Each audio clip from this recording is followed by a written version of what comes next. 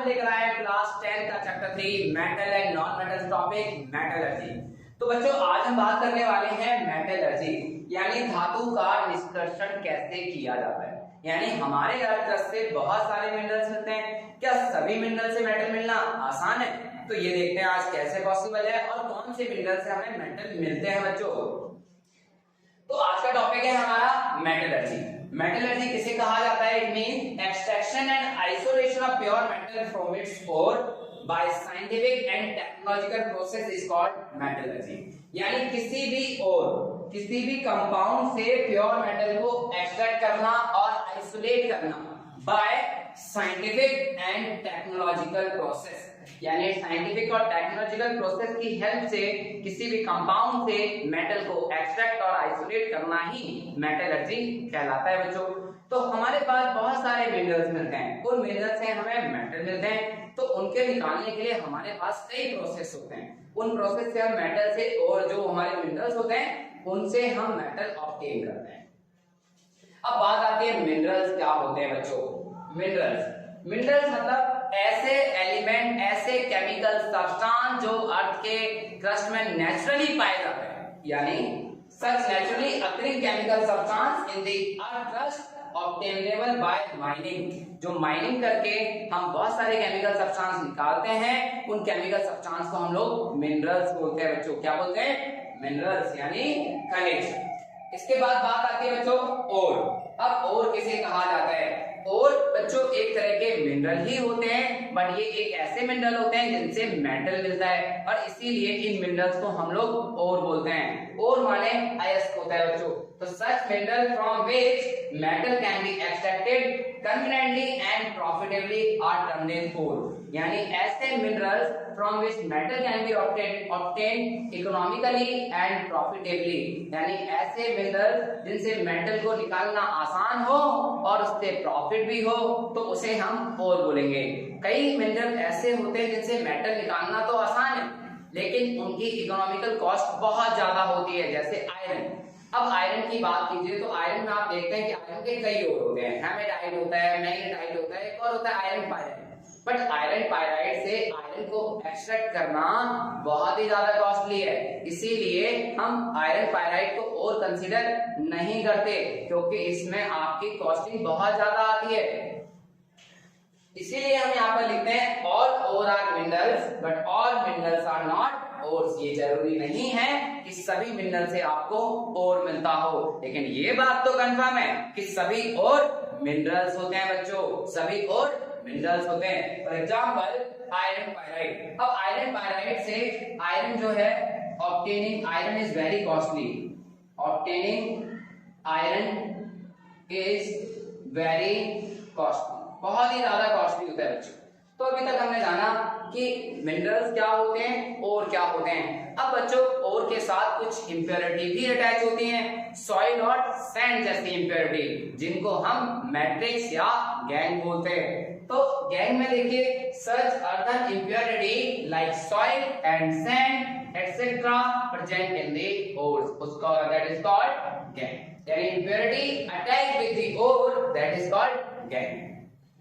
अब हम बात करते हैं और क्या होता है और कैसे मिलते हैं मेटल। तो जैसे कि अगर हम बात करें सोडियम की, सोडियम जब अर्थ से निकाला जाता है तो कई तरह के कंपाउंड फॉर्म में ये पाया जाता है, जैसे सोडियम नाइट्रेट जिसको चिली सॉल्ट पीकर भी बोलते हैं बच्चों, जैसे ग्लोबल सॉल्ट यानी सोडियम सल्फेट। तो सोडियम सल्फेट से यानी ज्यादातर जो मिनरल्स होते हैं इनके पास सल्फेट या फिर कार्बोनेट टाइप की इंप्योरिटी होती है बच्चों, और उन इंप्योरिटी को हम अलग करते हैं बाय वेरियस प्रोसेसेस, जैसे electrolytic refining, by calcination, by roasting process, तो या इलेक्ट्रोलाइसिस प्रोसेस। इन सभी मेथड से मेटल्स को एक्सट्रैक्ट किया जाता है। ठीक है, तो ये हमारा है सोडियम। सोडियम के बारे में आप वैसे भी जानते हैं, इसका केमिकल सिंबल Na होता है और सोडियम का बहुत ज्यादा यूज होता है। हमें डेली डाइट में 500 mg सोडियम चाहिए ही चाहिए। जब भी हमें वोमिटिंग होती है या डिहाइड्रेशन हो जाता है उस समय सोडियम आयन का कंसंट्रेशन बहुत तेजी से फॉल करता है। तो सोडियम हमारे नमक में भी पाया जाता है और सोडियम का बहुत जगह यूजेस भी किए जाते हैं, कई तरह के केमिकल कंपाउंड्स बनाने में भी इसका यूज किया जाता है बच्चों।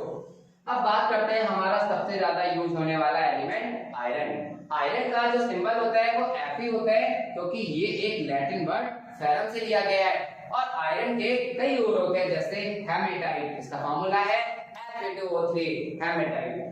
अब दूसरा है हमारा मैग्नेटाइट Fe3O4। तो आपने देखा होगा कि जो मैग्नेटिक सब्सटेंस होते हैं, जो ऐसे सब्सटेंस जो आयरन को, कोबाल्ट को अपनी तरफ अट्रैक्ट कर लेते हैं, वो मैग्नेटिक सब्सटेंस कहलाते हैं। तो नेचुरली अकरिंग मैग्नेट में आपने देखा होगा एक तो अर्थ है और दूसरा लोडस्टोन। तो जब ग्रीक आयरन यानी मैग्नीशियम में ये जो स्टोन पाया गया था, इसको ब्लैक स्टोन के नाम से जानते थे, लेकिन बाद में फाइनली साइंटिस्ट ने जब इसके बारे में तो उन्होंने कहा कि ये कुछ और नहीं बल्कि मैग्नेटाइट है और इससे आयरन ऑब्टेन होता है। इसी की प्रॉपर्टी मैग्नेटिक नेचर की होती है बच्चों। और नेक्स्ट है iron pyrite. But iron pyrite को आप और नहीं मानेंगे क्योंकि ये बहुत ज्यादा कॉस्टली पड़ जाता है। इसके बाद बात करते हैं एल्यूमिनियम। क्या बात करते हैं बच्चों? एल्यूमिनियम। एल्यूमिनियम हमारी अर्थ के अंदर पाया जाने वाला सबसे ज्यादा पाया जाने वाला एलिमेंट है एल्यूमिनियम यानी मेटल। अगर मेटल बोला जाएगा तो एल्यूमिनियम, और अगर नॉन मेटल बोला जाएगा तो ऑक्सीजन बच्चों, एल्यूमिनियम। अब एल्यूमिनियम जिन ओर से मिलता है उसका नाम है बॉक्साइट। तो bauxite is the ore of aluminium, जिसको बोलते हैं हाइड्रेटेड एल्यूमिनियम ऑक्साइड। कोरंडम यानी एल्यूमिनियम ऑक्साइड को ही कहा जाता है। नेक्स्ट है हमारा क्लोराइड, सोडियम एल्यूमिनियम क्लोराइड। तो ये हमारे तीन और हैं जिनसे हमें एल्यूमिनियम ऑब्टेन होगा बच्चों। नेक्स्ट है हमारा कॉपर। कॉपर भी एक लैटिन वर्ड क्यूप्रम से लिया गया है। तो कॉपर जो मिलता है हमें वो क्यूप्राइट यानी कॉपर ऑक्साइड से मिलता है, कॉपर पाइराइट से मिलता है। तो कॉपर पाइराइट को बोलते हैं CuFeS2, CuFeS2। तो यानी these are the ore of copper. Next है हमारा मैग्नीशियम। तो मैग्नीशियम जिन ओर से मिलता है उनका नाम क्या देखते हैं बच्चों? मैग्नेसाइट, यानी जिसको हम मैग्नीशियम कार्बोनेट भी बोलते हैं। और नेक्स्ट है डोलोमाइट। तो डोलोमाइट जो है वो मैग्नीशियम कार्बोनेट कैल्शियम कार्बोनेट से मिलता है। तो ये मैग्नीशियम जो और है इनसे हमें मैग्नीशियम ऑब्टेन होता है। क्या ऑब्टेन होता है? मैग्नीशियम। नेक्स्ट है हमारा जिंक। जिंक बच्चों आपने देखा होगा गैल्वेनाइजेशन प्रोसेस में आयरन के ऊपर जिंक की कोटिंग की जाती है। और जिंक कहां से मिलता है? जिंक जो मिलता है वो है जिंक ब्लेंडिंग यानी zinc sulphide and calamine. Calamine solution मैंने आपको चैप्टर सेकंड में बताया था कि जब भी कोई रेड आयन टेस्टिंग होता है या हनी टेस्टिंग करती है तो उस दौरान हमें पेनल इरिटेशन होती है, उसको न्यूट्रल करने के लिए हम लोग कैलामाइन सॉल्यूशन मतलब जिंक कार्बोनेट यूज करते हैं। नेक्स्ट है हमारा सिल्वर। सिल्वर भी एक लैटिन वर्ड अर्जेंटाइन से बना है और Ag। तो सिल्वर जो है वो हॉट सिल्वर जैसे कि सिल्वर क्लोराइड को कहा जाता है, अर्जेंटाइन यानी सिल्वर सल्फाइड। तो सिल्वर आपको पता है कि एयर में एक्सपोज करने पर वो ब्लैक कोटिंग कर लेते हैं, because in air hydrogen sulphide present होते हैं और वो सिल्वर सल्फाइड बना लेता है।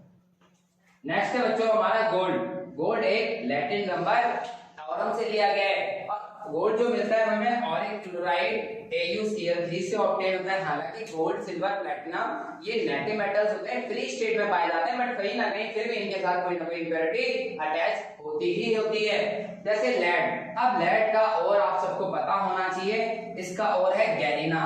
गैलिना मतलब लेड सल्फाइड। तो ध्यान रखना है आपको। एंड कैल्साइट यानी लेड कार्बोनेट को कहा जाता है। तो इन ओर से आपको लेड ऑब्टेन होता है बच्चों। नेक्स्ट है हमारा मरकरी। मरकरी आपको पता है एक लिक्विड मेटल है और ये मिलता है हमें सिनेबार HDS मरकरी सल्फाइड। तो ये मिलता है हमें सिनेबार से। और नेक्स्ट है हमारा कैल्शियम। कैल्शियम हमें मिलता है कैल्शियम कार्बोनेट, जिसको हम लाइमस्टोन भी कहते हैं और इसको बोलते हैं कैल्साइट। क्या बोलते हैं बच्चों? कैल्साइट। तो अभी हमने जाना कि मिनरल्स क्या होते हैं और क्या होते हैं और गैंग क्या होती है। तो ये चीज आप लोगों को क्लियर होनी चाहिए। आयरन के कौन कौन से और होते हैं उनके नाम बताइए आप, या कॉपर के कौन से और होते हैं, या सिल्वर का और क्या है, लेड का और का नाम क्या है बच्चों। नेक्स्ट है मरकरी के और का नाम क्या है। तो इस तरह से और के बारे में आप लोगों को जानकारी होनी चाहिए बच्चों। आप लोग स्क्रीनशॉट ले सकते हैं बच्चों।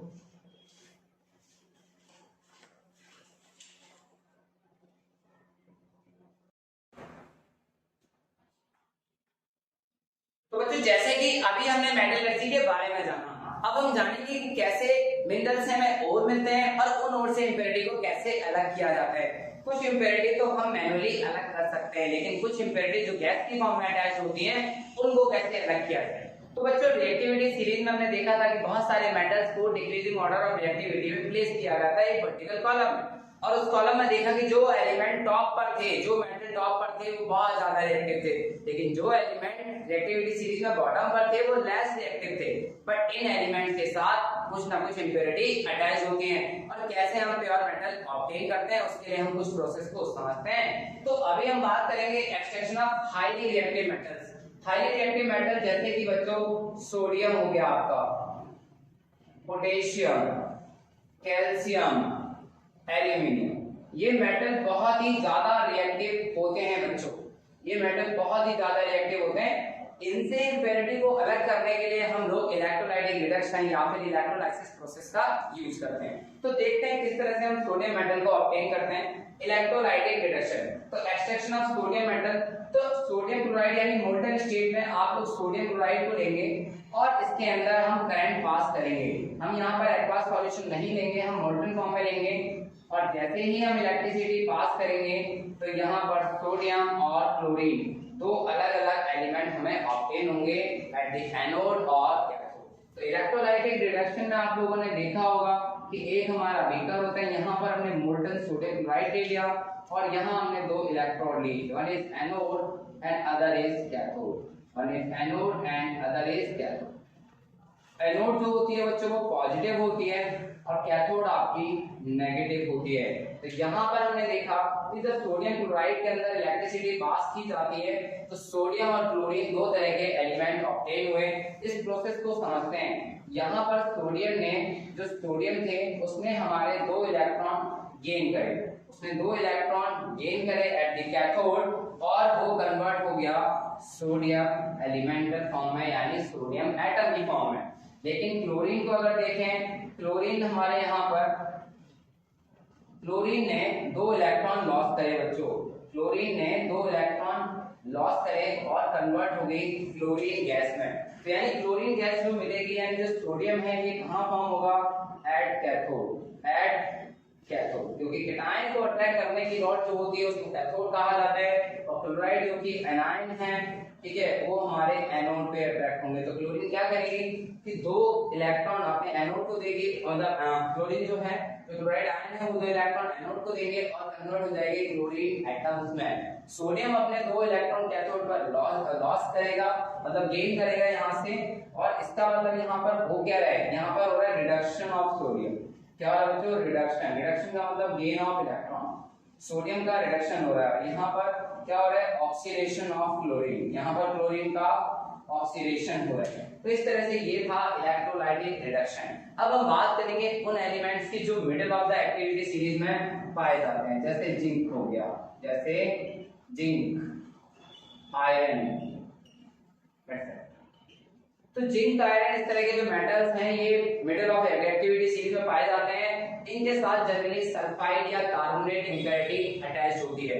अब सल्फाइड और कार्बोनेट इंप्योरिटी को अलग करने के लिए हमारे पास यहाँ पर दो प्रोसेस है, one is roasting and other is calcination. Roasting नाम में ही पता लग रहा है, it is used to remove sulphide impurity, यानी such process in which sulphide ओर, यानी ऐसे ओर जिनके साथ sulphur gas dioxide gas attach होगी, is strongly heated in the presence of air, यानी it occur in the presence of air. यहाँ पर sulphide ओर को एयर की प्रेजेंस में हीट करते हैं स्ट्रांगली। फॉर एग्जांपल जैसे जिंक सल्फाइड, जिंक सल्फाइड को अगर आप हीट करेंगे strongly in presence of air, in presence of air, तो ये कन्वर्ट हो जाएंगे मेटल ऑक्साइड में। इसमें कन्वर्ट हो जाएंगे मेटल ऑक्साइड और हमारी सल्फर डाइऑक्साइड गैस अलग हो जाएगी। तो इसको हम बैलेंस कर लेते हैं, 2ZnS 3O2 2ZnO 2SO। यानी इस तरह से रिएक्शन में देखें कि जिंक सल्फाइड को जब हम हीट करते हैं वो जिंक ऑक्साइड और सल्फर डाइऑक्साइड में कन्वर्ट हो जाती है बच्चों। और इसे हम बैलेंस करेंगे तो 2ZnS 3O2 2ZnO 2SO2। आप बैलेंसिंग मैंने आपको सिखाई है, हिट एंड ट्रायल या आप अलजेब्रिक मेथड से कर सकते हैं। अब जब एक बार कोई भी मेटल सल्फाइड कन्वर्ट हो गया मेटल ऑक्साइड में तो उसका हम कर देंगे रिडक्शन। क्या कर देंगे बच्चे, रिडक्शन विद कार्बन। इसका हम कर देंगे रिडक्शन विद कार्बन। तो कार्बन के साथ जब आप इसे रिडक्शन कराएंगे तो ये कन्वर्ट हो जाएगा, यानी ये जो मेटल ऑक्साइड है ये कार्बन से रिएक्ट करेगा और खुद कन्वर्ट हो जाएगा जिंक एंड कार्बन मोनोऑक्साइड है। तो ये जो जिंक सल्फाइड है आपको सॉलिड फॉर्म में एक प्योर मेटल आपको ऑब्टेन हो जाएगा बच्चों। यानी किसी भी मेटल को आप मेटल ऑक्साइड में कन्वर्ट कीजिए और उसके बाद उसका रिडक्शन कर दीजिए तो आपको प्योर मेटल ऑब्टेन होगा। लेकिन ये रोस्टिंग प्रोसेस जो है वो सल्फाइड इंप्योरिटी को रिमूव करने के लिए यूज किया जाता है और यहाँ पर ये जो प्रोसेस है वो इन प्रेजेंस ऑफ एयर होता है। नेक्स्ट है हमारा कैल्सिनेशन। कैल्सिनेशन में क्या होता है बच्चों, यहाँ पर जो कार्बोनेट ओर होते हैं उनको हीट करते हैं strongly but in absence of air, यहाँ पर एयर की एब्सेंस में हीट किया जाता है, ठीक है, and convert it into metal oxide. So such process in this carbonate ore is heated strongly in the absence of air to convert it into metal oxide. For example, like zinc carbonate.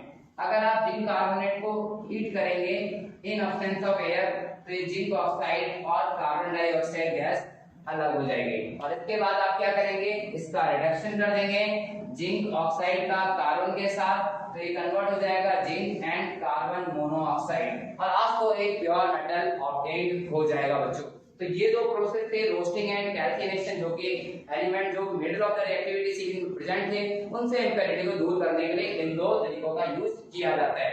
अब हम बच्चों बात करने वाले हैं उन elements की जो बिलो द एक्टिविटी सीरीज या बिलो रिएक्टिविटी सीरीज में पाए जाते हैं, जो लेस रिएक्टिव होते हैं उनको कैसे अलग किया जाता है बच्चों।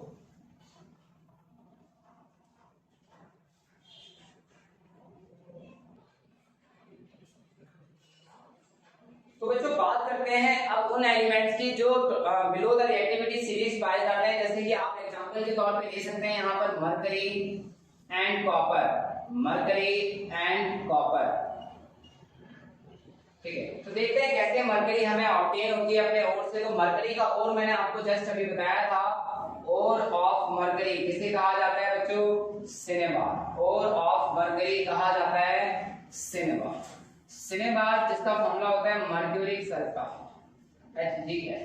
तो यहाँ पर हम क्या करते हैं कि मर्क्यूरिक सल्फाइड को हीट करते हैं, ठीक है, इन प्रेजेंस ऑफ एयर, यानी HgS यानी मर्क्यूरिक सल्फाइड को आप स्ट्रांगली हीट करेंगे और ये कन्वर्ट हो जाएगा mercuric oxide and sulphur dioxide gas, mercuric sulphide and sulphur dioxide gas. यहाँ पर देखेंगे इसे बैलेंस करेंगे अगर हम 2HgS 3O2 2HGO 2SO और इसके बाद क्या है कि जो मर्क्यूरी है मर्क्यूरिक सल्फाइड वो मर्क्यूरिक ऑक्साइड में कन्वर्ट हुआ और उसको दोबारा हम हीट करेंगे मर्क्यूरिक ऑक्साइड को 2HgO और इसे हीट करेंगे तो 2Hg हमें अलग मिलेगा और जो ऑक्सीजन है वो अलग हो जाएगा और ये मर्क्यूरी हमें लिक्विड फॉर्म में ऑब्टेन हो जाएगा।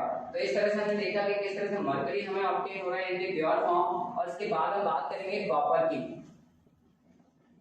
कॉपर में बच्चे देखेंगे कॉपर का जो ओर होता है उसको हम कॉपर पायराइट या कॉपर ग्लांस भी बोलते हैं बच्चों, कॉपर ग्लांस, यानी that is called Cu2S copper sulphide. अब कॉपर सल्फाइड को हीट करेंगे तो यहाँ पर हम देखेंगे copper sulphide is heated in presence of air, यानी इसको हम रोस्टिंग प्रोसेस से हीट करेंगे क्योंकि इसके साथ सल्फर इंप्योरिटी है और जब हम इसको हीट करेंगे तो ये कॉपर ऑक्साइड में कन्वर्ट हो जाएगा बच्चों Cu2O and 2SO2। तो इस तरह से हमने इसे बैलेंस कर लिया कि कॉपर सल्फाइड को स्ट्रांगली रोस्टेड किया जाता है और वो कन्वर्ट हो जाता है कॉपर ऑक्साइड में एंड देन फिर हम उसको in absence of air heat करेंगे कॉपर ऑक्साइड को तो ये कन्वर्ट हो जाएगा कॉपर में। लेकिन ये जो कॉपर मिलता है इसको ब्लिस्टर ऑफ कॉपर भी कहा जाता है क्योंकि जब हीट करते हैं तो सल्फर डाइऑक्साइड कॉपर के ऊपर कुछ ब्लिस्टर्स बना लेती है बच्चों। तो यहाँ पर हम देखेंगे कि जो कॉपर ऑक्साइड है 2Cu2O और Cu2S से रिएक्ट कराएंगे हमारा तो ये फॉर्म हो जाएगा 6Cu एंड सल्फर डाइऑक्साइड यहाँ पर हमें प्योर कॉपर मिल चुका है बच्चों, ये हमारा सॉलिड फॉर्म है, इसको ब्लिस्टर ऑफ कॉपर भी कहा जाता है। तो इस तरह से हमने देखा कि जो मिडिल जो तो बिलो द रिएक्टिविटी सीरीज होते हैं एलिमेंट्स, उनको कैसे हमें प्योर फॉर्म में ऑब्टेन करते हैं। तो यहाँ पर हमने देखा मर्क्यूरी को हमने जब हीट करा इन प्रेजेंस ऑफ एयर तो ये कन्वर्ट हो गया मर्क्यूरिक ऑक्साइड, और मर्क्यूरिक ऑक्साइड को अगेन हमने हीट करा तो ये कन्वर्ट हो गया मर्क्यूरी एंड ऑक्सीजन में। नेक्स्ट हम बात करेंगे कॉपर की। तो कॉपर पायराइड आपने सुना होगा और होता है जिससे आपको कॉपर मिलता है। तो कॉपर पायराइड को अगर आप हीट करते हैं इन प्रेजेंस ऑफ एयर यानी रोस्टेड प्रोसेस तो ये कन्वर्ट हो जाएगा कॉपर ऑक्साइड और सल्फर डाइऑक्साइड गैस रिमूव हो जाएगी, और कॉपर ऑक्साइड को अगेन हम कॉपर सल्फाइड से रिएक्ट करते हैं और ये बन पाता है हमारा copper and sulphur dioxide gas. तो इस तरह से हमने देखा कि जो middle of the activity series, top of the activity series और आपका लो bottom of the activity series में एलिमेंट्स प्रेजेंट होते हैं उन्हें कैसे एक्सट्रैक्ट किया जाता है बच्चों। इसके बाद हम बात करते हैं थर्माइट रिएक्शन की बच्चों।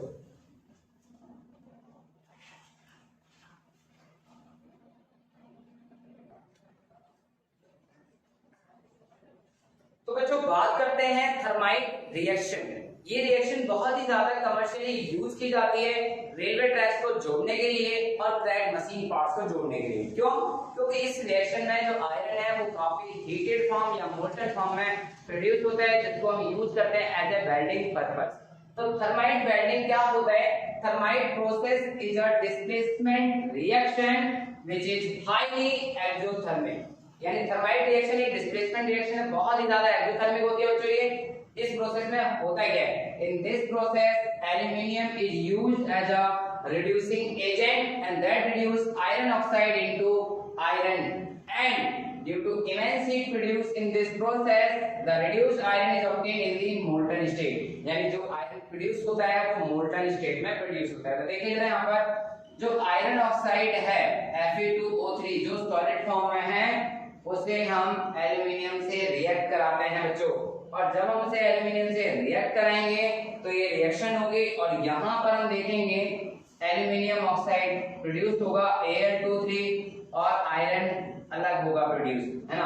तो यहाँ पर हमने इसे एल्यूमिनियम से रिएक्ट कराया तो इस सॉलिड फॉर्म में एल्यूमिनियम ऑक्साइड मिला और आयरन हमें मिला लिक्विड फॉर्म में, और प्लस में काफी अमाउंट में हीट प्रोड्यूस होती है। तो इस रिएक्शन में क्या होता है? Reaction between iron oxide, it is a reaction between iron oxide with aluminium and produce aluminium oxide and iron, aluminium oxide and iron molten state।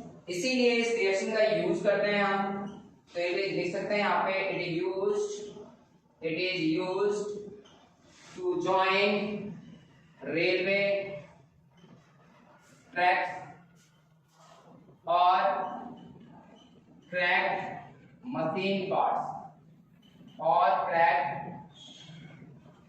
Parts तो this is reaction of thermite process.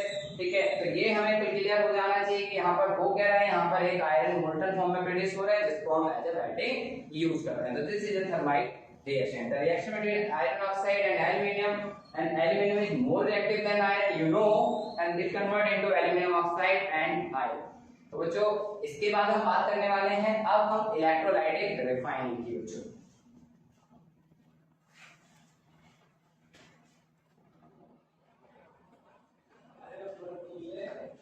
तो बच्चों बात करते हैं electrolytic refining की कि जो metal हमने इलेक्ट्रोलाइसिस प्रोसेस या रोस्टिंग और कैल्सिनेशन प्रोसेस से ऑब्टेन किए थे वो पूरी तरह से प्योर नहीं होते, उनको पूरी तरह से प्योर करने के लिए हम लोग यूज करते हैं इलेक्ट्रोलाइटिक रिफाइनिंग। यहाँ पर हम बात करेंगे फिलहाल कॉपर की कि कॉपर को हम कैसे प्योर करें। कॉपर है, सिल्वर है, गोल्ड है, ठीक है, इनको हमें प्योर करने के लिए क्या यूज करना पड़ता है? Electrolytic refining. अब होता है क्या इस प्रोसेस में? इन this process impure copper is made anode and a thin plate of copper the cathode। यहाँ पर जो प्योर कॉपर है उसको हमने कैथोड रॉड बनाया और जो इम्प्योर कॉपर है जिसको हमें प्योरीफाई करना है उसको हमने एनोड रॉड बना दिया बच्चों। और उसी के जैसा सॉल्ट सॉल्यूशन भी लेना है हमें copper sulphate and this is called electrolyte. This is called electrolyte. ये एसिडिफाइड कॉपर सल्फेट लिया है हमने ताकि आयंस में डिसोसिएशन हो सके बच्चों। तो क्या होता है यहाँ पर कि ऑन पासिंग करंट कि जैसे करंट पास किया जाता है इलेक्ट्रोलाइसिस रिएक्शन टेक प्लेस, यानी electrolysis take place and the copper ion in the solution move toward the cathode तो जैसे इलेक्ट्रोलाइसिस होगा तो यहाँ से जो कॉपर आयंस हैं वो कैथोड की तरफ मूव करने लगेंगे, यानी कैथोड की तरफ मूव करेंगे तो जो इस सॉल्यूशन से जितना कॉपर है वो इधर जाकर डिपॉजिट होने लगेगा और ये इसके अंदर डिसॉल्व होने लगेंगे। On passing current, the electrolysis take place in the copper ion in the solution move toward the cathode and accept electron and deposit as pure copper। और वो दो इलेक्ट्रॉन एक्सेप्ट करेंगे और प्योर कॉपर के रूप में डिपॉजिट होने लगेंगे कैथोड पर। इसके बाद the anion move toward the anode and react with impure copper and pass into the solution as soluble copper salt, and where the insoluble impurity settle at the bottom of the anode is called anode mud।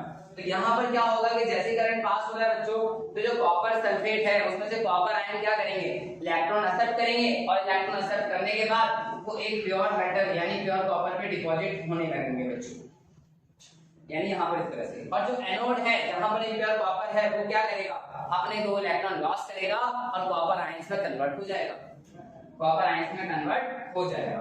और जो insoluble impurity है वो anode के नीचे आके settle हो जाएंगे और जिसको कहा जाएगा एनोड मड। तो इस तरह से हम देखते हैं कि इलेक्ट्रोलाइटिक रिफाइनिंग में कैसे कॉपर को वेरीफाई किया जाता है। तो जो कॉपर पायराइट से हमें कॉपर प्यूरिफाई करना है बाय यूजिंग इलेक्ट्रोलाइटिक रिफाइन। इसमें क्या करते हैं बच्चों, एक प्योर मेटल को हम एनोड कैथोड मानेंगे और इम्प्योर मेटल को हम एनोड। तो जैसे हम करंट पास करेंगे इम्प्योर मेटल से कॉपर जो है वो डिसॉल्व होने लगेगा इलेक्ट्रोलाइट के अंदर और जो इलेक्ट्रोलाइट के अंदर कॉपर है वो इधर जाके डिपॉजिट होने लगेगा बाय एक्सेप्टिंग टू इलेक्ट्रॉन्स। और इस तरह से कोई भी मेटल प्योर फॉर्म में ऑब्टेन होता है और इसी का यूज करते हैं हम कमर्शियली इलेक्ट्रोप्लेटिंग में या टू मेक अलॉय। जो अलॉय बनाए जाते हैं मेटल से वो भी इसी प्रोसेस के थ्रू बनाए जाते हैं बच्चों। तो आज की क्लास में हम लोगों ने काफी कुछ सीखा।